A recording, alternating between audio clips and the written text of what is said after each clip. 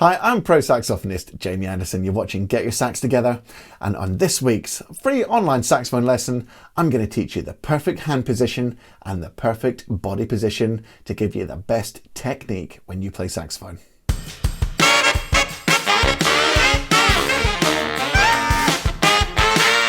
One of the things I often see with especially new students that I take on is that they've got faulty position in their hands or in their body, and it can really be limiting their technique and really slowing down how fast they're going to improve on saxophone. So this week we're going to really look at those body and hand positions and make sure that you're maximizing it to get great technique on saxophone. Just before we do, as always, don't forget to check out my Saxophone Success Masterclass, which is a free 1 hour lesson with me that I've put together with a whole load of information that I've accumulated from 25 years in the pro stage, covering all sorts of stuff from tone and improvising to how to put together a really effective practice routine. Just use the URL or click the link in the description. You'll get free instant access to that 1 hour video masterclass. Hope you enjoy that. Right, let's crack on with today's lesson and start looking at how you can maximize your technique on sax by getting your body and hands in the right position. Okay, let's see how we can build a great body position from the ground up. Now, unfortunately, I've got a bit of a cramped studio here at Get Your Sax Together headquarters, so I can't stand up and you can't see my full height, but the best way to play is standing up. Now, I can't play standing up in here and get my whole body in camera, but if you can stand up, then do that. But the next best thing is I'm actually just perched on a stool right now, and that gives you that upright body position. But the worst thing you can do is play your saxophone slumped in a chair. Now, if you're standing up, you want to make sure that your feet are nice and even. You don't hang off one hip, so make sure that the weight on your feet is evenly distributed, and don't slump down on one hip. You want to avoid all these kinks and bends in your body because it all radiates through your body and affects your technique and your tone ultimately. So standing up best, but next best, sitting down. Now, if you've only got a chair, make sure you sit right on the front of the chair. And again, keep the weight evenly distributed on both feet so you're nice and upright. If you play alto sax, you can either play with your alto in the middle, or some people can play to the side, and the same with tenor. I personally like to play my tenor straight between my legs in the middle, but often I'm in a big band situation where there's cramped space on stage and you have to put it to the side. Now, it doesn't matter which one you do, but here's the important point. You need to make sure that that saxophone is coming right up to your mouth, exactly where you need it. Now, if your sax is off to the side, you need to turn your mouthpiece so that the mouthpiece is parallel with your head. The worst thing you can do is to turn your sax to play it on the side and then do that. Don't turn your head to meet the instrument. Don't turn your body or your head to meet the instrument. Get your body in a great position and then set up your neck strap and your mouthpiece so that it falls straight into your mouth in a great position. That is the key here. You'll kink your windpipe if you start doing this. You'll create tension in your neck, which will go into your shoulders, which will go into your hands. Disaster. Make sure that you always bring the instrument to you. So moving up through our body, we need a nice relaxed torso. So when we breathe in, we can really, expand our belly, we can expand our ribs, and we're not crouched over and hindering the amount of air that we can get in and creating more tension. When you breathe in, of course, breathing 101, you make sure that you don't create tension in your shoulders. Your shoulders should be nice and loose and floppy, just like you're a puppet on a string like Pinocchio, so just give yourself a nice shake and almost imagine that you've got, borrowing from sort of yoga terms and Tai Chi and things like that, imagine you've got a silver thread attached right to the crown of your head and you're being pulled up gently by this thread up to your full height. You need to sit really tall and so that you can get as much air in as possible. So nice relaxed shoulders when you breathe. Keep your elbows nice and floppy as well. Wrists nice and relaxed and floppy. So everything, your fingers, no tension in your fingers. Nice and relaxed. That is the key. Relaxation. Your breath is relaxed. Your vocal tract has got relaxation and flexibility. And the relaxation goes right down to your fingertips. So we've talked a bit about the body. Let's now talk about the position of your hands. the most common mistake I see on saxophonists is what I call beaver pause, which looks like you're a little beaver swimming down the river towards the dam. Don't do this with your hands.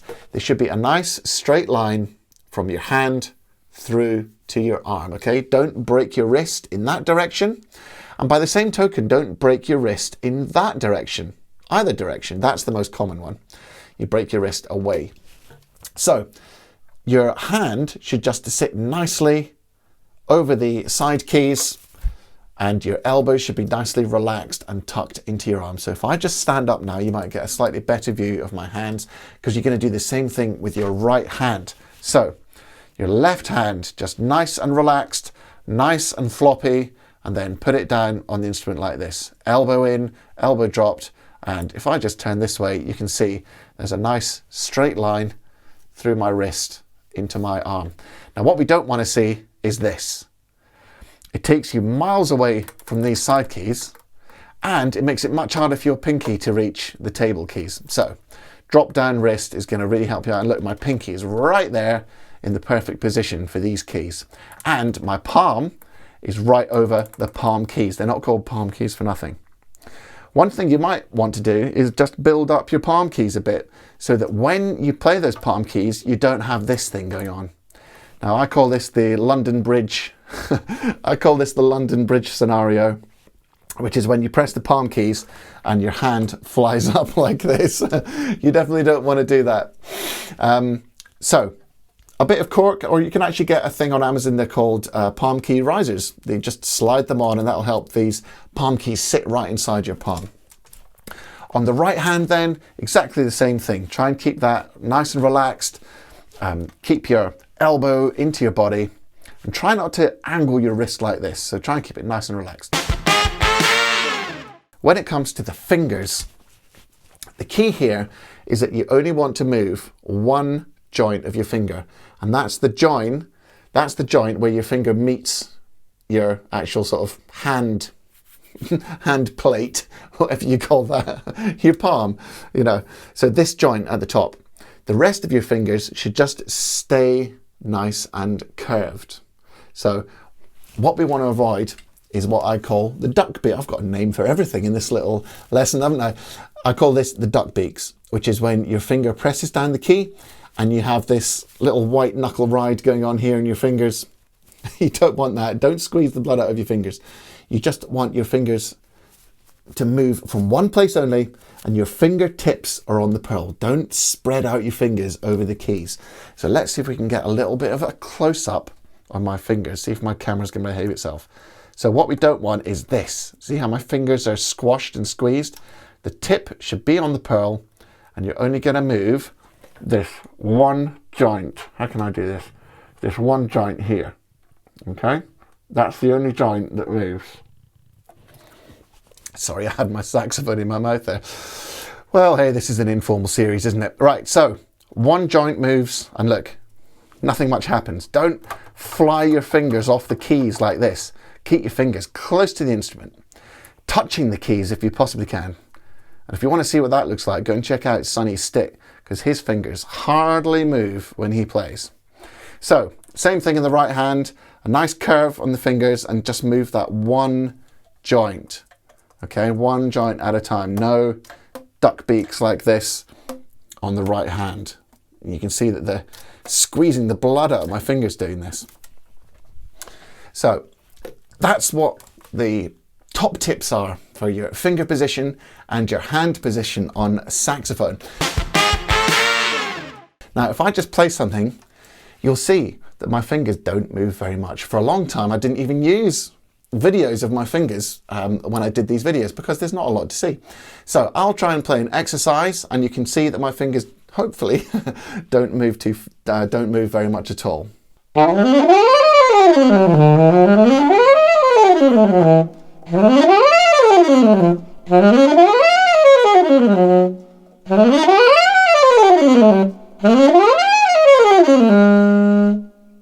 So hopefully you can see in that quick example that even when playing really rapid scales, my fingers are staying quite close to the keys, even when I'm going up into the palm keys. So take your time when you're doing your scales practice. or any technical exercise, and just make sure that you really focus on keeping your fingers like that. Now, I've got a little rhyme to help you, which is that if you look at your hand, it should be a C shape. And if you look at your other hand, it should be a backwards C shape. Now, there's two ways of thinking this. The first is, if you look straight down your instrument and you can see your two hands like this, you should be able to see two C's. So can you see two C's? Let me see if I can just demonstrate that. I'll quickly put my sax down here. So I've got my two C's there. When you look down your instrument, you should be able to see this C and this C. So make sure you can see two C's. Now, the other thing I like to, the other example I like to use, especially if you're a drinker, is if you go to the bar and you've got 2 pints or 2 drinks and you're holding them like this, imagine if you tilted your wrist, you would spill those drinks everywhere. So imagine you're just holding the drinks, and when you get back from the bar, it's as if you're just holding those 2 drinks when you put your hand on the instrument, just like this. So 2 drinks there on the saxophone like this, upright. So I hope some of those tips are really going to help you get a great technique on saxophone, which means that the more you practice, and if you practice slowly and carefully, that technique will get ingrained into your fingers and you'll really be able to improve your saxophone playing. Okay, that's all I've got time for this week. Hope you enjoyed this lesson, and I hope you continue to enjoy these slightly more informal one-to-one style lessons, as if you are right here and I'm giving you a free lesson, which is exactly what's happening, of course. You are getting a free lesson. I hope it's really valuable, because I really want your sax playing to come on to the next level. And improving your hand and body position is really going to make sure that you fulfill your true potential. As always, make sure you go and check out my Saxophone Success Masterclass using the URL or the link in the description. And thank you to everybody who has bought me a coffee using the link in the description as well. I read all the comments and I really, really appreciate it. You are all such wonderful people, so generous. So thank you so much. Thank you so much. I really appreciate it. Until next week's lesson, I hope you have a great week. I hope you practice hard, practice smart, and of course, above all else, enjoy your music. I'll see you next week. Bye.